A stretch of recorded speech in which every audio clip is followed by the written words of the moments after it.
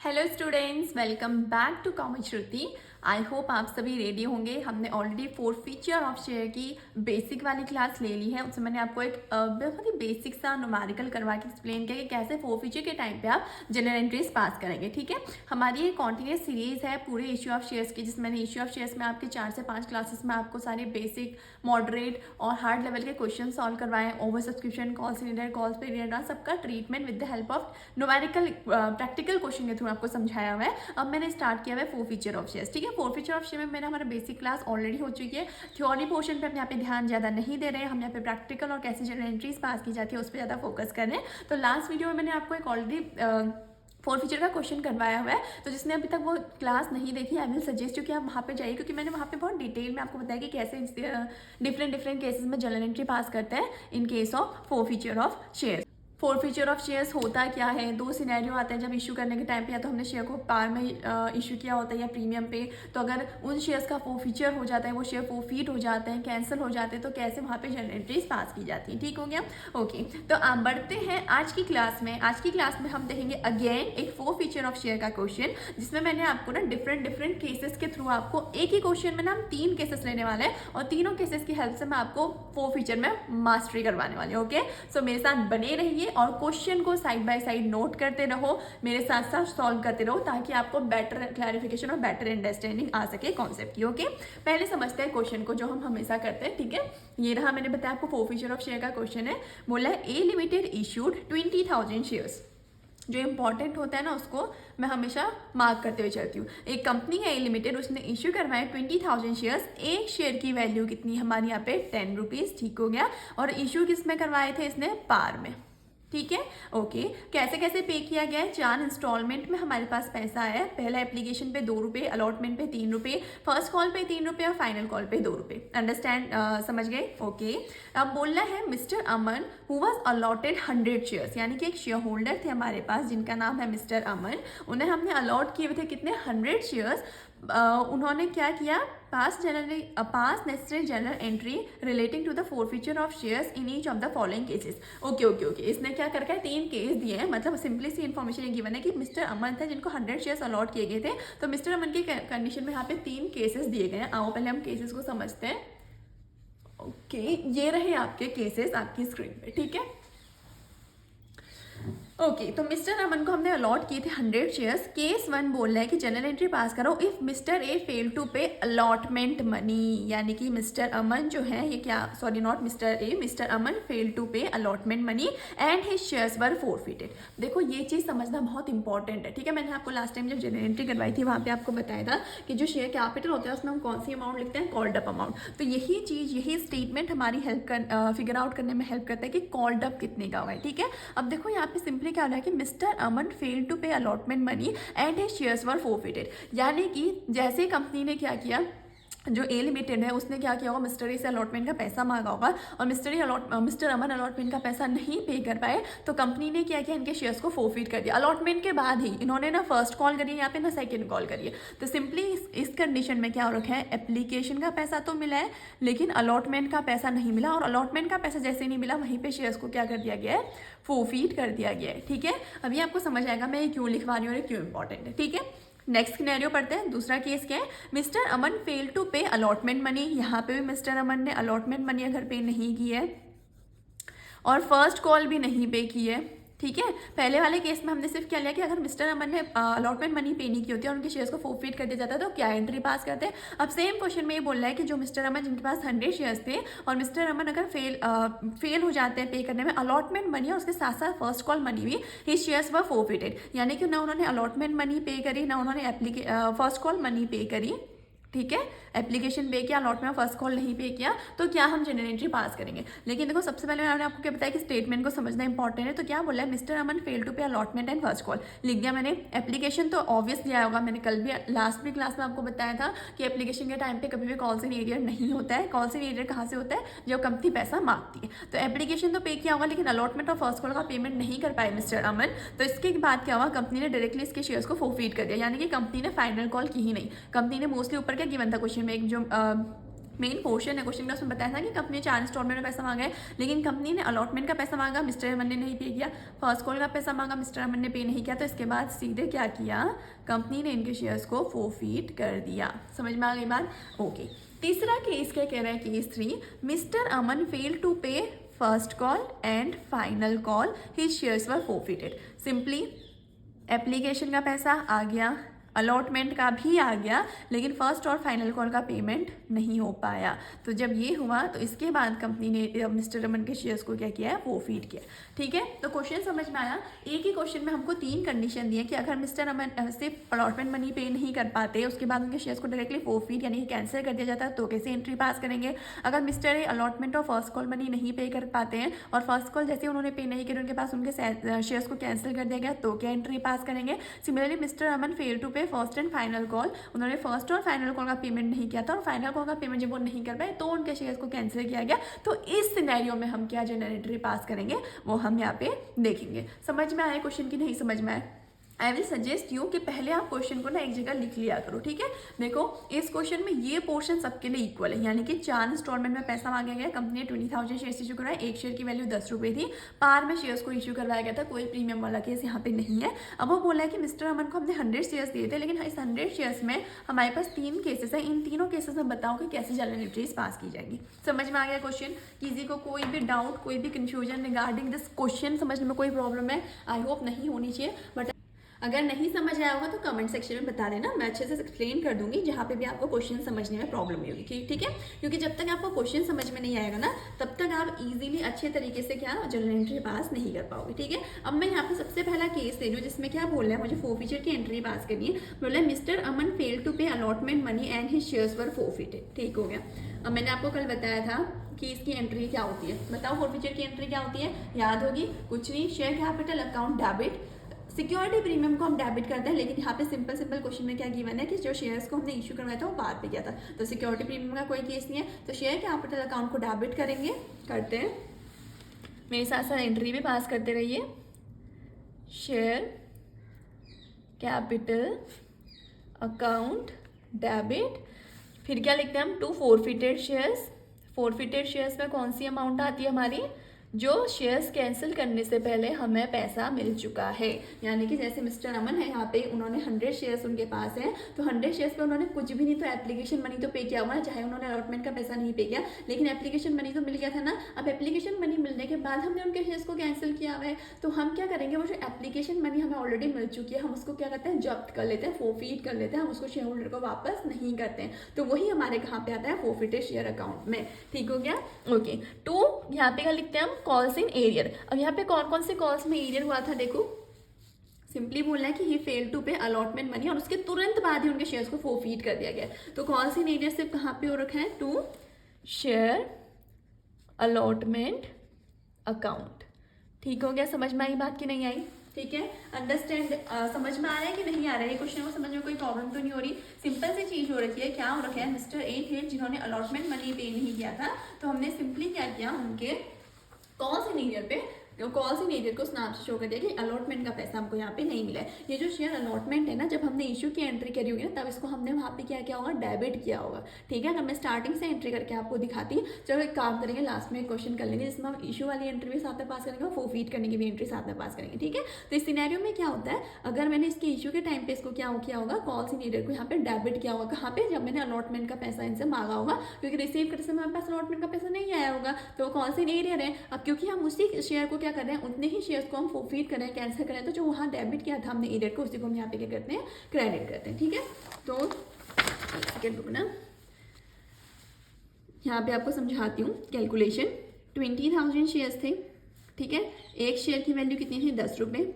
Application के time पे 2 मिलने थे, अलॉटमेंट के टाइम पे 3 मिलने थे, फर्स्ट कॉल के टाइम पे 3 मिलने थे, और फाइनल और सेकंड और फाइनल कॉल के टाइम पे भी 2 मिलने थे। ठीक है, अब मिस्टर अमन जिन्होंने 100 शेयर्स होल्ड किए थे, इन्होंने एप्लीकेशन तो पे किया बोल रहा है इस केस में, लेकिन अलॉटमेंट का पैसा पे नहीं किया, तो एरियर कितने का हो गया, 100 पे 3 शेयर्स, यही तो एरियर हुआ ना केस 1 पे, यही हुआ कि नहीं हुआ। मिस्टर ए जिनके पास 100 शेयर्स थे, उन्होंने एप्लीकेशन मनी तो पे किया, यानी कि कितना पे कर दिया, इस 100 पे ₹2 पे कर दिए ना, टोटल इन्हें इस 100 पे 10 रुपीज़ देने होते कि नहीं देने होते, क्योंकि एक शेयर की वैल्यू कितनी है ₹10, ठीक है। तो इन्होंने 100 पे 10 यानी कि 1000 रुपीज़ देने होते, लेकिन इन्होंने सिर्फ ₹200 पे करे। 300 का जैसे इन्होंने पेमेंट नहीं किया, कंपनी ने इनके शेयर्स को यहाँ पे फोरफीट कर दिया, कैंसिल कर दिया।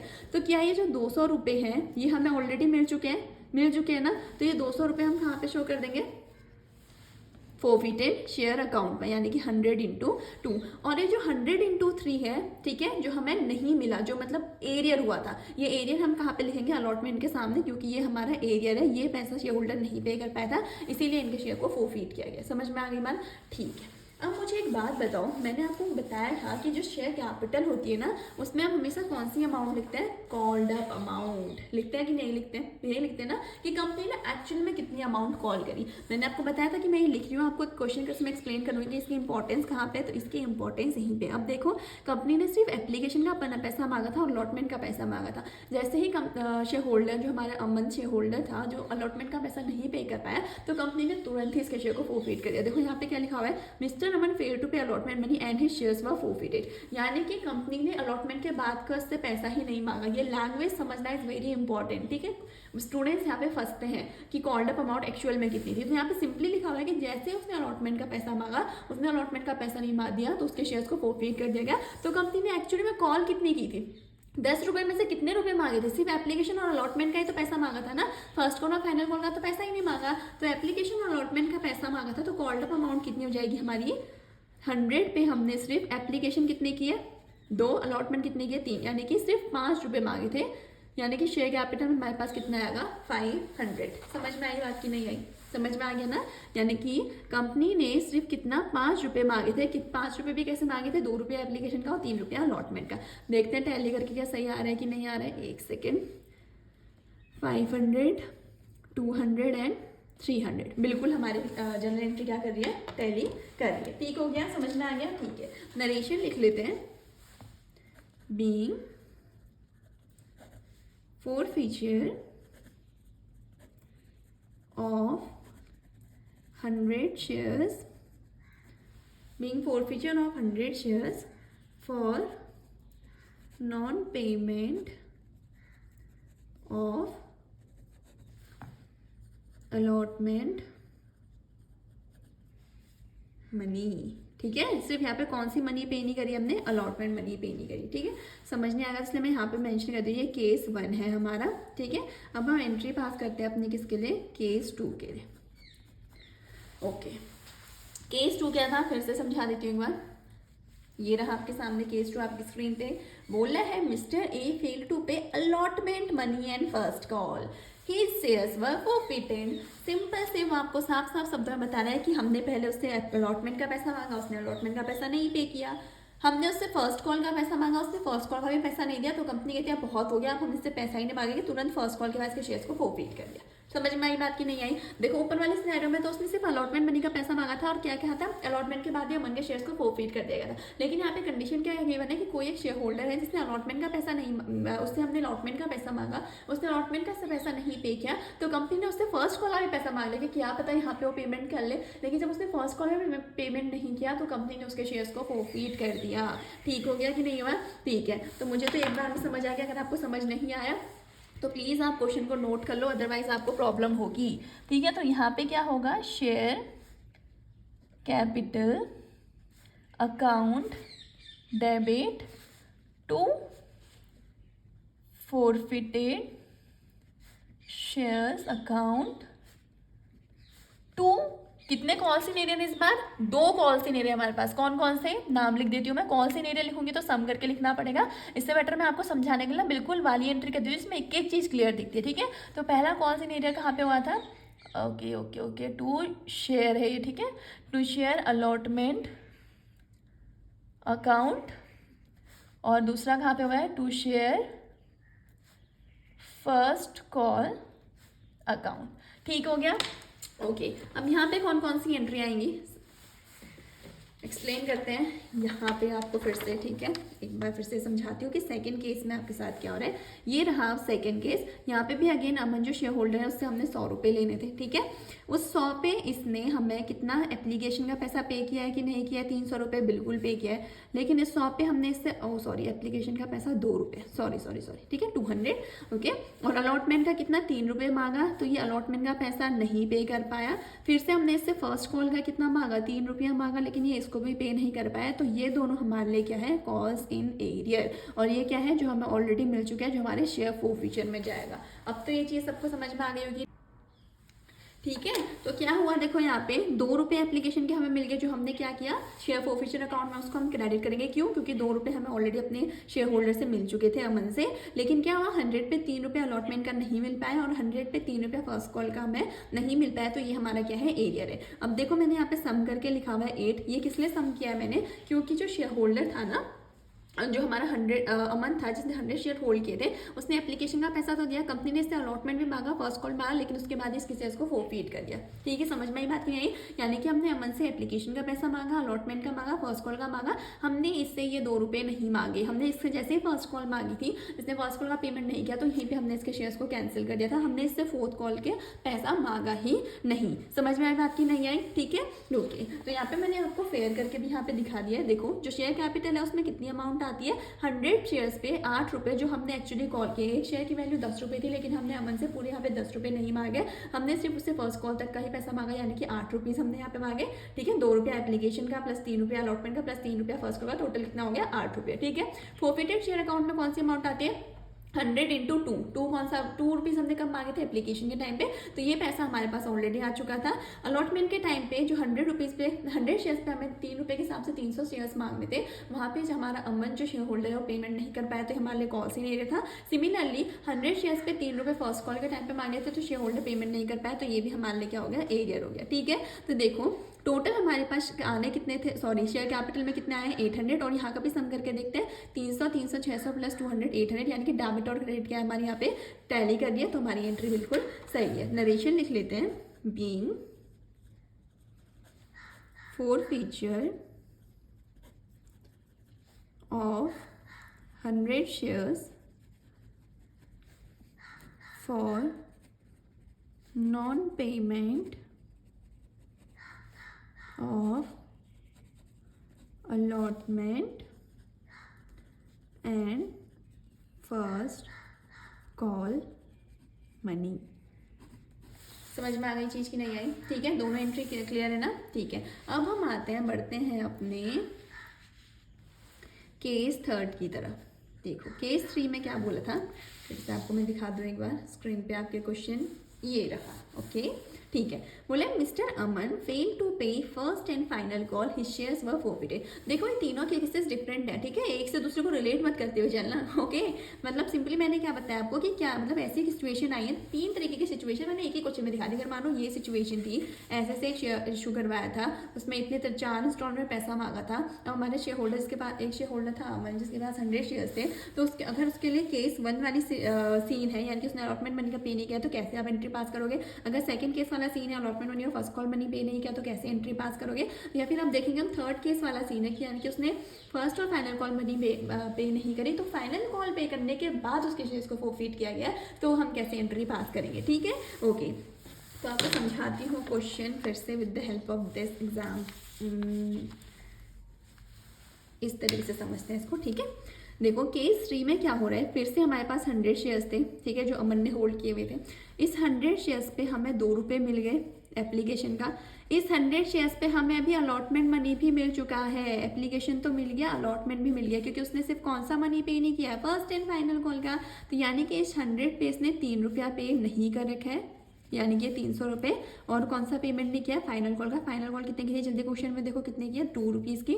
इस 2 रुपीज़ का पेमेंट नहीं किया, ये क्वेश्चन में हमें इन्फॉर्मेशन गिवन है। समझ में आई? यानी कि एप्लीकेशन का पैसा दिया है, अलॉटमेंट का पैसा दिया है, फर्स्ट कॉल और सेकंड कॉल का पैसा नहीं पे किया, तो लास्ट में जब इसने फर्स्ट फाइनल कॉल का पेमेंट नहीं किया ना, तब जाके इसके शेयर्स को यहाँ पे फोरफीट किया गया।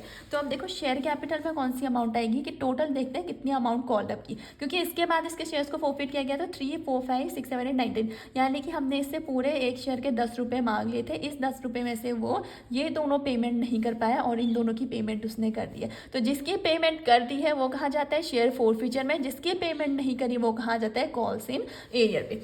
सिंपल सी चीज़ है कि नहीं है, देखो सिंपल सी चीज़ है ना। यानी कि शेयर होल्डर उसने क्या किया है, सबसे पहले को तीनों चीज़ें हम एक ही साथ आराम से फिगर आउट कर सकते हैं। जिसकी पेमेंट कर दी बेटा तो शेयर फोरफीचर में जा, जिसकी पेमेंट नहीं करी तू ना क्रेडिट हो जा भाई, तू कॉल्स इन एरियर है। और कितने टोटल शेयर कैपिटल मतलब कितना कंपनी ने एक्चुअली कॉल किया था, कंपनी पूरा का पूरा 10 रुपया मांग चुकी है, उसके बाद जाके उसके शेयर्स को फोरफीट किया है। ठीक है, देखो यहाँ पे कौन सा सिनेरियो था, सिर्फ यहाँ पे इतना 5 रुपये मांगने के बाद ही इसके शेयर्स को फोरफीट कर दिया गया था। यहाँ पे 8 रुपये मांगने के बाद ही इसके शेयर्स को फोरफीट कर दिया गया था। और ये अमाउंट क्यों इंपॉर्टेंट होती है, called up value figure out करने के लिए।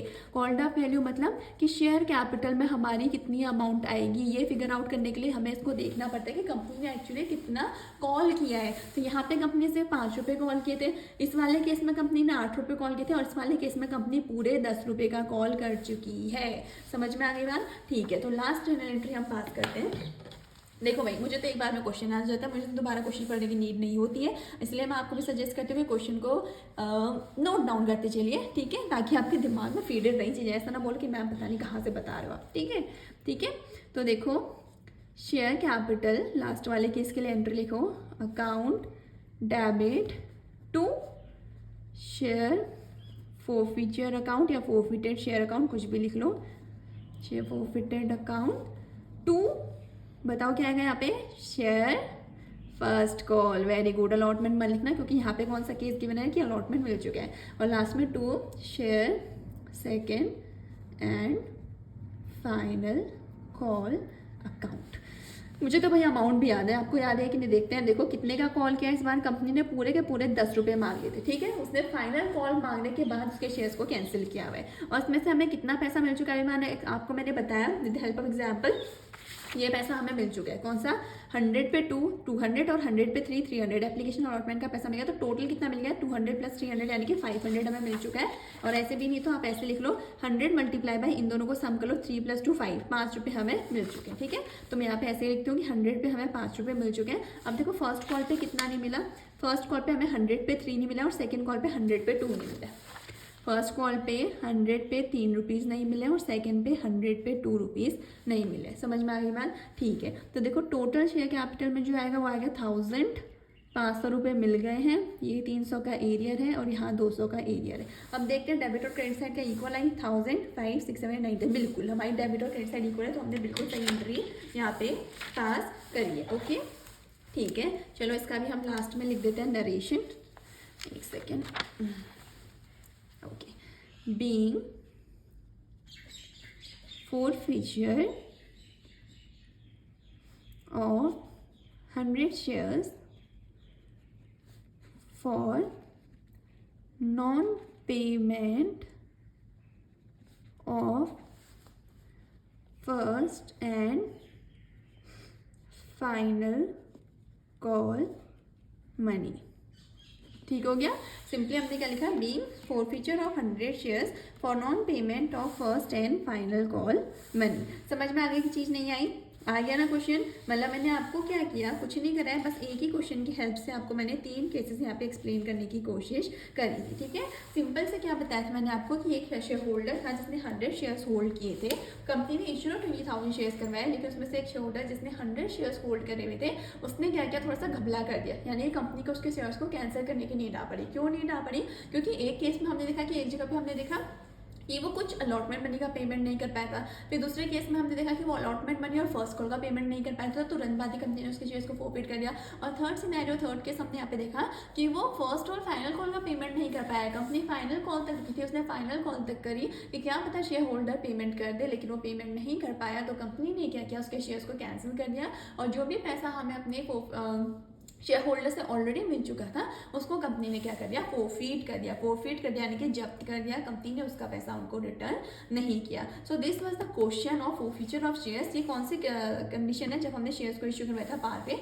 एक क्वेश्चन और करवाऊंगी जब हम शेयर्स को इश्यू करवाते हैं प्रीमियम पे, क्योंकि प्रीमियम में मैंने आपको कल बताया कि दो वहाँ पे कंडीशन होती है कि प्रीमियम अगर रिसीव हो जाता है तो हम एंट्री में प्रीमियम को शो भी नहीं करते, लेकिन अगर प्रीमियम रिसीव नहीं होता है तो कंपनी क्या करती है, प्रीमियम को जान के अपने फोरफीट की एंट्री में, फोरफीचर की एंट्री में शो करती है। तो वो इस सिनेरियो भी हम एक क्वेश्चन में कवर कर लेंगे, क्योंकि क्या होगा जैसे न्यूमेरिकल के साथ जब आप क्वेश्चन को कवर अप करते हो ना, तो आपको एक बेटर अंडरस्टैंडिंग आती है एज कम्पेयर टू सिर्फ अगर मैं आपको थ्योरेटिकल बेसिस पे बताऊं। तो इसलिए मैं एक क्वेश्चन लेके आऊंगी और उस क्वेश्चन की हेल्प से मैं आपको बताऊंगी कि जब शेयर्स को इश्यू करवाते हैं प्रीमियम पे और प्रीमियम रिसीव हो जाता है या फिर प्रीमियम रिसीव नहीं होता है, तो दोनों कंडीशन में हम कैसे उसकी जनरल एंट्रीज को पास करेंगे। ठीक हो गया। तो फोर फीचर में कुछ नहीं है, बस फोर फीचर इतना ही है, जितनी प्रैक्टिस करोगे उतने ज़्यादा कॉन्सेप्ट क्लियर होते रहेंगे। बस थोड़ा सा ध्यान देने वाली चीज़ ये है कि शेयर कैपिटल में कौन सी अमाउंट आएगी, फोरफीटेड शेयर अकाउंट में कौन सी अमाउंट आएगी, और हमारे कॉल्स इन एरियर को हम कैसे फिगर आउट करेंगे। कब शेयर फोरफीट हुए, क्या तुरंत अलॉटमेंट करने के बाद फोरफीट हो गए, या फर्स्ट कॉल के बाद फोरफीट हो रहे हैं, या पूरे फाइनल कॉल करने के बाद फोरफीट हो रहे हैं, उस चीज़ का ध्यान देना is very important when you are doing questions of forfeiture of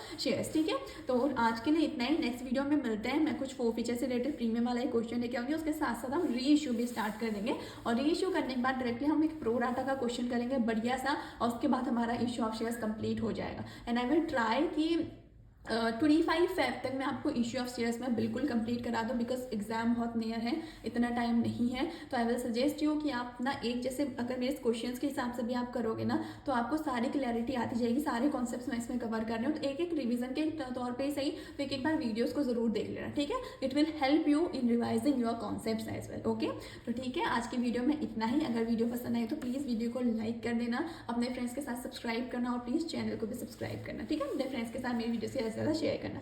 okay, तो आज के लिए इतना ही। मिलते हैं नेक्स्ट वीडियो में। Till then bye bye, thank you so much.